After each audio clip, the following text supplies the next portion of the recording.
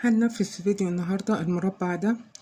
شكله سهل وبسيط وبيخلص بسرعة جدا وشكله نضيف وتنفيذه في منتهى البساطة. هتختاري الخيط اللي انتي محتاجاه. انا هنا شغالة بخيط صوف وإبرة رقم 3. ممكن تنفذيه بخيط القطن، ممكن تنفذيه بخيط المكرمية الرفيع، كل ده على حسب اختيارك بخيط السلسلة زي ما انت عايزة.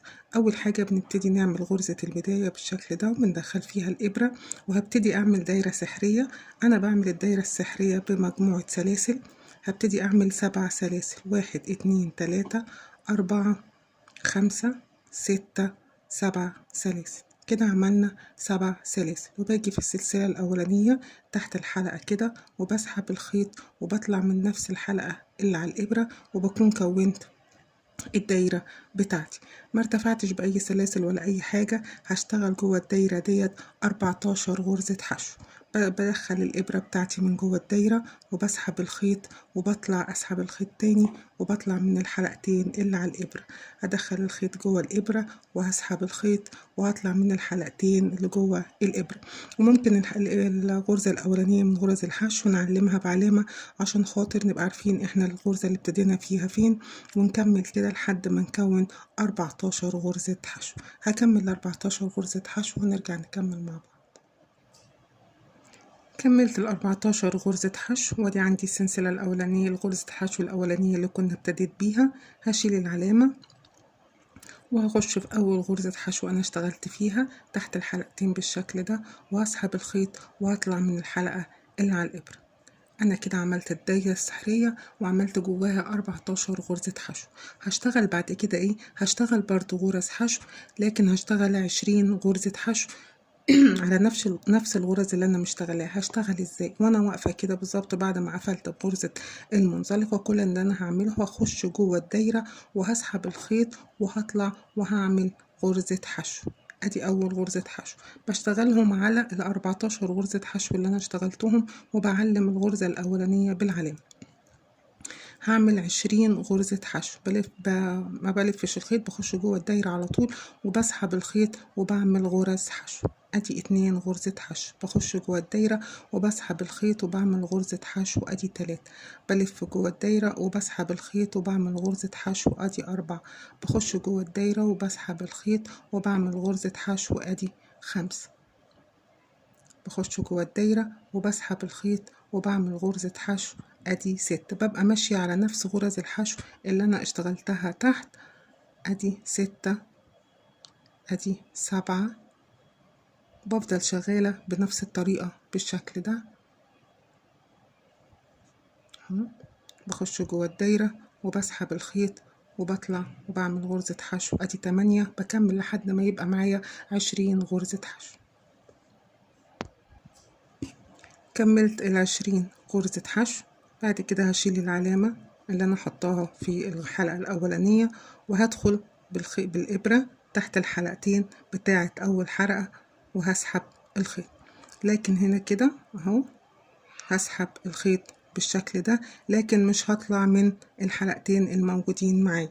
هجيب اللون التاني اللي انا هشتغل بيه كده اهو وهلفه على الابرة وهسحبه، هو اللون اللي هيطلع معايا بالشكل ده. وبعدين هرتفع هقفل عليهم بسلسلة.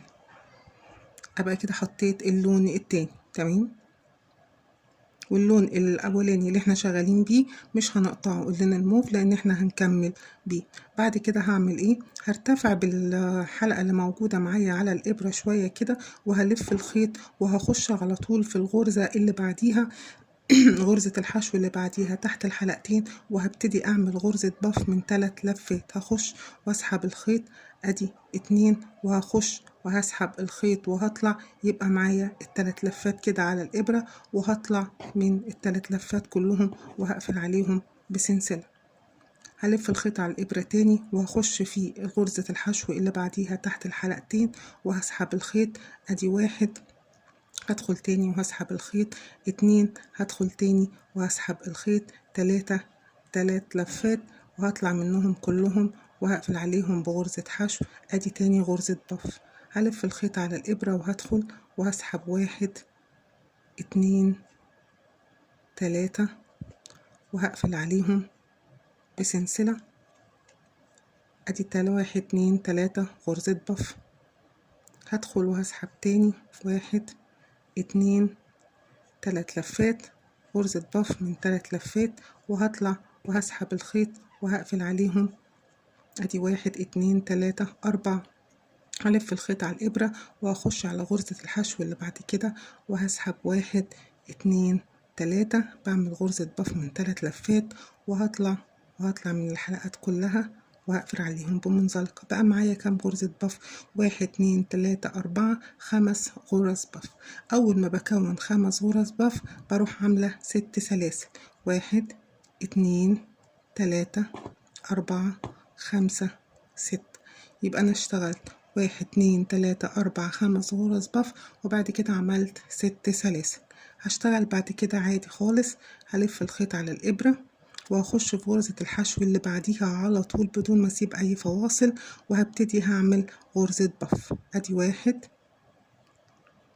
2 3 لفات، وبعد كده هسحب الخيط وهطلع من كل الحلقات اللي موجودة معايا على الإبرة بالشكل ده، وهقفل عليهم بغرزة كده. ده الكورنر اللي هو بتاع المربع بتاعنا. هشتغل تاني برضو نفس الطريقة 5 غرز بف. 1 2 3 3 لفات، وهطلع من كل الحلقات اللي على الإبرة وهطلع أقفل عليهم بغرزة. هلف الخيط على الإبرة وهدخل في التالتة. 1 2 3، وهطلع من كل الحلقات الموجودة معايا على الإبرة وهقفل عليهم بسلسلة. هلف الخيط على الإبرة واخش في غرزة الحشو اللي بعديها وهكمل 1 2 3 3 لفات، وهطلع من كل الحلقات اللي على الإبرة وهقفل عليهم بغرزة حشو. كده معانا 1 2 3 4 غرز بف. فاضل واحدة. هخش برضو من نفس غرزة الحشو اللي بعديها وهسحب 1 2 3، وهطلع من الحلقات الموجودة كلها على الإبرة وهقفل عليهم بالشكل ده. هرتفع بعد ما بعمل 5 غرز بف 6 سلاسل. 1 2 3 4 5 6، وهلف الخيط على الإبرة وهخش في غرزة الحشو اللي بعديها وهكرر هعمل غرزة بف من 3 لفات، وهطلع من كل الحلقات اللي على الإبرة ومن على الغرزة دي كمان وهقفل عليهم بغرزة حشو. ادي الكورنر الاولاني وادي الكورنر التاني، وهكمل بنفس الطريقة 5 غرز بف وبينهم 6 سلاسل. 5 غرز بف وبينهم 6 سلاسل.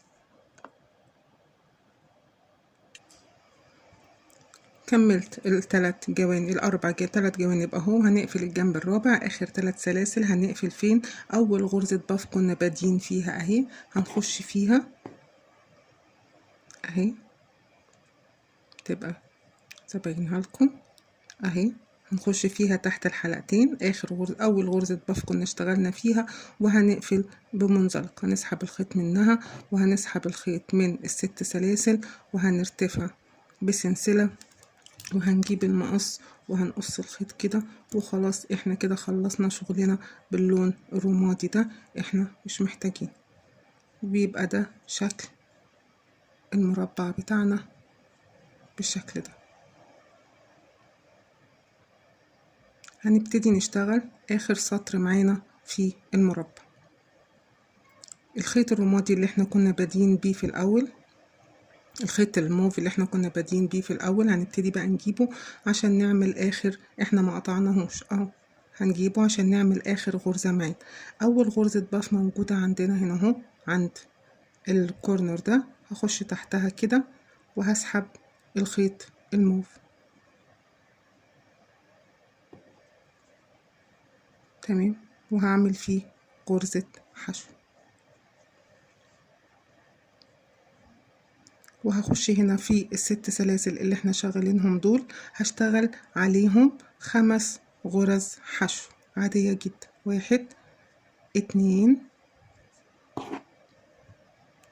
3 4 5.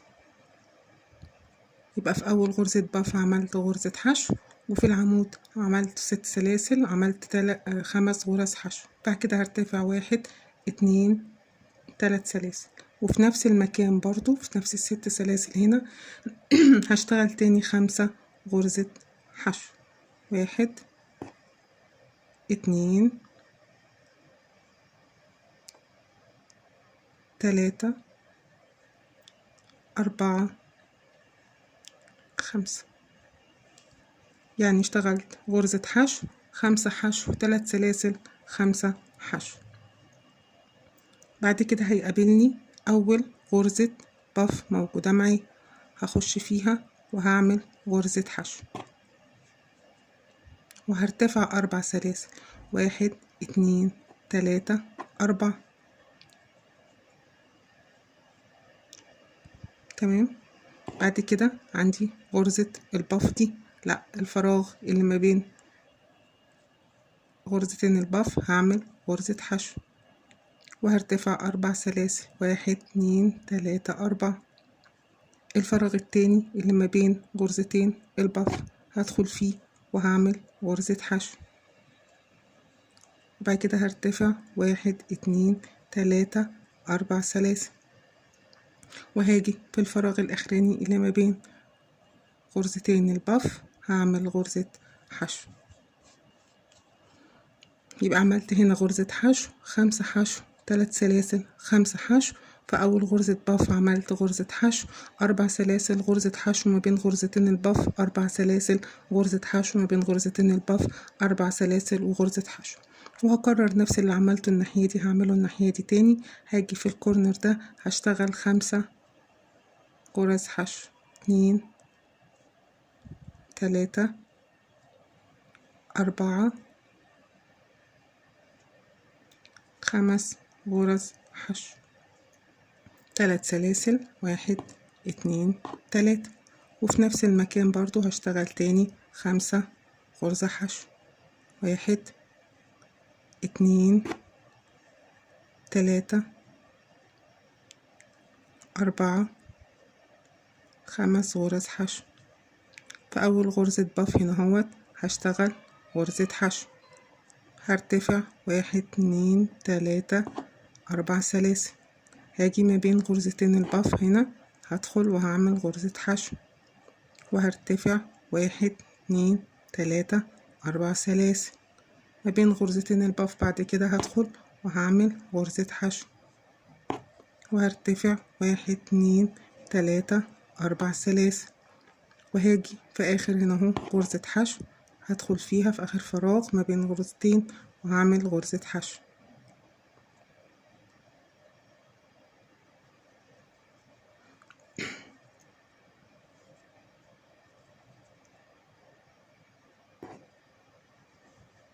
ادي الكورنر التاني، وهكرر في الاتنين كورنر التانيين وهاجي اقول لكم هنقفل ازاي. خلصت الدور كله، وفي في اول غرزة ابتديت فيها نهيت فيها بغرزة منزلقة، وباجي ورا هنا اهوت في ظهر الشغل وببتدي انضف الخيوط بتاعتي عشان يبقى الشغل بتاعنا نضيف. نبتدي ننضف الخيوط، وده بيبقى شكل المربع بتاعنا. شكله شيك جدا وسهل تنفيذه، ممكن ننفذه بخيط قطن او بخيط صوف بلون واحد او بمجموعة الوان. وده كان طريقة تنفيذ المربع معانا النهارده.